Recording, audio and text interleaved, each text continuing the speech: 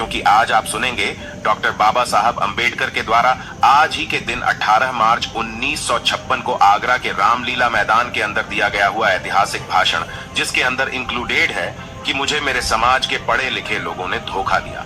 और यूं तो बाबा साहब अंबेडकर अपनी जिंदगी में करीब 2 बार आगरा गए।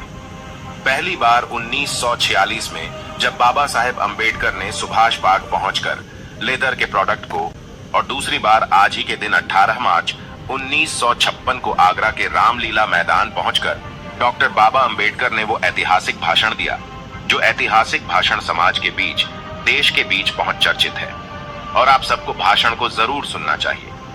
डॉक्टर बाबा साहब अंबेडकर ने करीब 7 भागों में उस भाषण को क्रिएट किया और मैं आज आप सबके सामने वो 7 भाग बारी बारी आपके समक्ष रखना चाहूंगा। साथियों, डॉक्टर बाबा साहेब अंबेडकर ने आगरा जनसभा के अंदर बैठे जनसमूह से अपने पहले भाषण के अंदर कहा था कि पिछले 30 वर्षों से तुम लोगों को राजनीतिक अधिकार के लिए मैं संघर्ष कर रहा हूं। मैंने तुम्हें संसद और राज्यों की विधानसभाओं में सीटों का आरक्षण दिलवाया। मैंने तुम्हारे बच्चों की शिक्षा के लिए उचित प्रावधान करवाए। आज हम प्रगति कर सकते हैं। अब यह तुम्हारा कर्तव्य है कि शैक्षणिक, आर्थिक और सामाजिक गैर बराबरी को दूर करने हेतु एकजुट होकर इस संघर्ष को जारी रखें। हर प्रकार की कुर्बानियों के लिए तैयार रहना होगा, यहां तक कि खून बहाने के लिए भी। डॉक्टर बाबा साहब अंबेडकर ने अपने दूसरे भाषण के अंदर देश के नेताओं से कहा कि यदि कोई तुम्हें अपने महल में बुलाता है तो स्वेच्छा से जाओ, लेकिन अपनी झोपड़ी में आग लगाकर नहीं। यदि वे राजा किसी दिन आपसे झगड़ता है और आपके अपने महल से बाहर धकेल देता है तो उस समय तुम कहां जाओगे? यदि तुम अपने आप को बेचना चाहते हो तो बेचो, लेकिन किसी भी तरह अपने संगठन को बर्बाद कर। मुझे दूसरों से कोई खतरा नहीं है, लेकिन मैं अपने लोगों से खतरा महसूस कर रहा हूं। डॉक्टर बाबा साहब अंबेडकर ने तीसरे भाषण में भूमिहीन मजदूरों से कहा कि मैं गांव में रहने वाले भूमिहीन मजदूरों के लिए काफी चिंतित हूं। मैं उनके लिए ज्यादा कुछ नहीं कर पाया। मैं उनकी दुख तकलीफों को सफल नहीं कर पा रहा हूं। उनकी तवियों का मुख्य कारण यह है कि उनके पास जमीन नहीं है। डॉक्टर बाबा साहब अंबेडकर ने कहा कि इसलिए मैं अत्याचार और अपमान नहीं कर पाएंगे। मैं इसके लिए संघर्ष करूंगा। यदि सरकार इस कार्य में कोई बाधा उत्पन्न करती है तो मैं इन लोगों का नेतृत्व करूंगा और इनकी वैधानिक लड़ाई लड़ूंगा, लेकिन किसी भी हालत में भूमिहीन लोगों को जमीन दिलवाने का प्रयास करूंगा। अंबेडकर ने चौथे भाषण में अपने समर्थकों से कहा कि बहुत जल्दी ही मैं तथागत बुद्ध के धम्म को अंगीकार कर लूंगा। यह प्रगतिवादी धम्म है, यह समानतावादी धम्म है, यह स्वतंत्रतावादी धम्म है, यह बंधुत्व पर आधारित है। मैं इस धम्म को बहुत सालों के प्रयास के बाद खोज पाया हूं। डॉक्टर बाबा से अंबेडकर ने कहा कि अब मैं जल्दी बुद्धिस्ट बन जाऊंगा। तब एक अछूत के रूप में मैं आपके बीच नहीं रह पाऊंगा, लेकिन एक सच्चे बुद्धिस्ट के रूप में मैं तुम्हें अपने साथ बुद्धिस्ट बनने के लिए नहीं कहूंगा, क्योंकि मैं अंधभक्त नहीं चाहता। डॉक्टर बाबा साहब अंबेडकर ने कहा कि इस महान धम्म में आने की इच्छा है। वे धर्म अंगीकार कर सकते हैं जिससे वे इस धम्म में दृढ़ विश्वास के साथ रहे और इसके आचरण का अनुसरण करें। डॉक्टर बाबा साहब अंबेडकर ने अपने 5वें भाषण में कहा था कि बौद्ध भिक्षुओं से कहा कि बौद्ध धर्म एक महान धर्म है। इस धर्म के संस्थापक तथागत बुद्ध ने, और अपनी अच्छाइयों के कारण यह धर्म भारत के दूर दूर तक, गली कूचों तक पहुंच सका। लेकिन महान उत्कर्ष के बाद यह धर्म 1213 ईस्वी में भारत से विलुप्त हो गया, जिसके कई कारण हो सकते हैं। एक कारण यह भी हो सकता है कि बौद्ध भिक्षु विलासतापूर्ण एवं आराम मतलब जिंदगी जीने के आदी हो गए।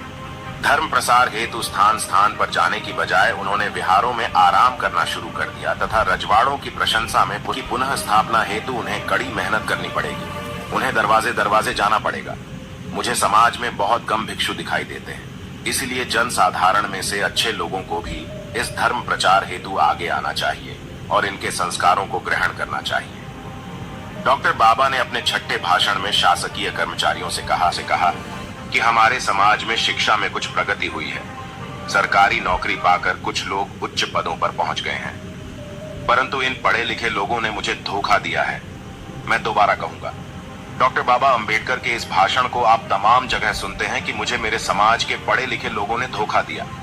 यही डॉक्टर बाबा साहब अंबेडकर ने इस बात को दोहराया है कि शिक्षा प्राप्त करके कुछ लोग उच्च पदों पर पहुंच गए हैं, परंतु इन पढ़े लिखे लोगों ने मुझे धोखा दिया है। मैं आशा कर रहा था कि उच्च शिक्षा प्राप्त करने के बाद वे समाज की सेवा करेंगे, किंतु मैं क्या देख रहा हूं कि छोटे और बड़े क्लर्कों की एक भीड़ इकट्ठा हो गई है जो अपनी पेट भरने में व्यस्त है। वे जो शासकीय सेवाओं में नियोजित है, उनका कर्तव्य है कि उन्हें अपने वेतन का 20वां भाग 5% स्वेच्छा से समाज सेवा के कार्य हेतु देना चाहिए। तभी समाज प्रगति करेगा, परिवार का सुधार होगा। एक वे बालक जो गांव में शिक्षा प्राप्त करने जाता है, संपूर्ण समाज की आशाएं उस पर टिक जाती हैं। एक शिक्षित सामाजिक कार्यकर्ता उनके लिए वरदान साबित हो सकता है। डॉक्टर बाबा साहब अंबेडकर ने अपने 7वें भाषण में युवाओं से कहा कि मेरी छात्रों से अपील है कि शिक्षा प्राप्त करने के बाद किसी प्रकार की क्लर्की करने के बजाय उसे अपने गांव के अथवा आसपास के लोगों की सेवा करना चाहिए, जिससे ज्ञानता से उठमन, शोषण एवं अन्यायवान समाज के उत्थान में ही निहित है। डॉक्टर बाबा साहब अंबेडकर ने कहा कि आज मेरी स्थिति एक बड़े खंबे की तरह है जो विशाल टेंटों को संभाल रही है। मैं उस समय के लिए चिंतित हूं कि जब यह खंभा अपनी जगह पर नहीं रहेगा। मेरा स्वास्थ्य ठीक नहीं रहता है। मैं नहीं जानता कि मैं कब आपके बीच से, आप लोगों के बीच से चला जाऊं। डॉक्टर बाबा साहब अंबेडकर ने कहा कि मैं किसी एक ऐसे नवयुवक को नहीं ढूंढ पा रहा हूं जो इन करोड़ों असहाय है और निराश लोगों के हिवान इस जिम्मेदारी को लेने के लिए आगे आता है, तो मैं चैन से मर सकूंगा। ये डॉक्टर बाबा से अंबेडकर के वो 7 भाषण थे जिसके अंदर बाबा अंबेडकर ने अपना दर्द व्यक्त किया, जिसके अंदर डॉक्टर बाबा साहब अंबेडकर ने जन समूह से बात की, जिसके लिए डॉक्टर अंबेडकर ने देश के नेताओं से बात की, जिसके लिए डॉक्टर बाबा साहब अंबेडकर ने भूमिहीन मजदूरों से बात की, जिसके लिए डॉक्टर बाबा साहब अंबेडकर ने अपने समर्थकों से बाबा साहब अंबेडकर ने बौद्ध भिक्षुओं से बात की, जिसके लिए डॉक्टर बाबा साहेब अंबेडकर ने शासकीय कर्मचारियों से बात की। आइए जानते हैं कि डॉक्टर बाबा के लिए आगरा और आगरा के लिए डॉक्टर बाबा साहेब अंबेडकर का कितना महत्व है। साथियों, 18 मार्च 1956 को आगरा के रामलीला मैदान से जब डॉक्टर बाबा साहब अंबेडकर ने अपनी सभा को समाप्त किया, उसके बाद चक्की पाट पहुंचकर बाबा साहब अंबेडकर ने तथागत गौतम बुद्ध की मूर्ति को पूर्वोदय बुद्ध विहार जाकर बौद्ध के दर्शन कर सकते हैं, जो बाबा साहब अंबेडकर ने अपने हाथों से स्थापित की। और करीब 1957 में कौटिल्य ने आकर वहां एक विशाल बौद्ध विहार बनवाया और उसके बाद 1967 में एक कमेटी बनाई गई और आज भी वहां पर वह कमेटी ऐसे ही काम करती है। और जब बाबा साहेब आम्बेडकर 1956 में छोड़कर चले गए, उसके बाद 1957 में बाबा साहब के बेटे यशवंत राव अंबेडकर ने बाबा हिस्सा आगरा के अंदर स्थापित किया। आगरा और बाबा साहेब आम्बेडकर के बीच का जुड़ाव बहुत ही अमूल्य था। दोस्तों, आज की वीडियो में बस इतना ही। वीडियो पसंद आई हो तो एक लाइक करें और हाँ, कमेंट बॉक्स में जय भीम जरूर लिखें। इस चैनल पर मैं सिर्फ दोस्तों, वीडियो अच्छी लगी हो तो शेयर करना और चैनल को सब्सक्राइब करना।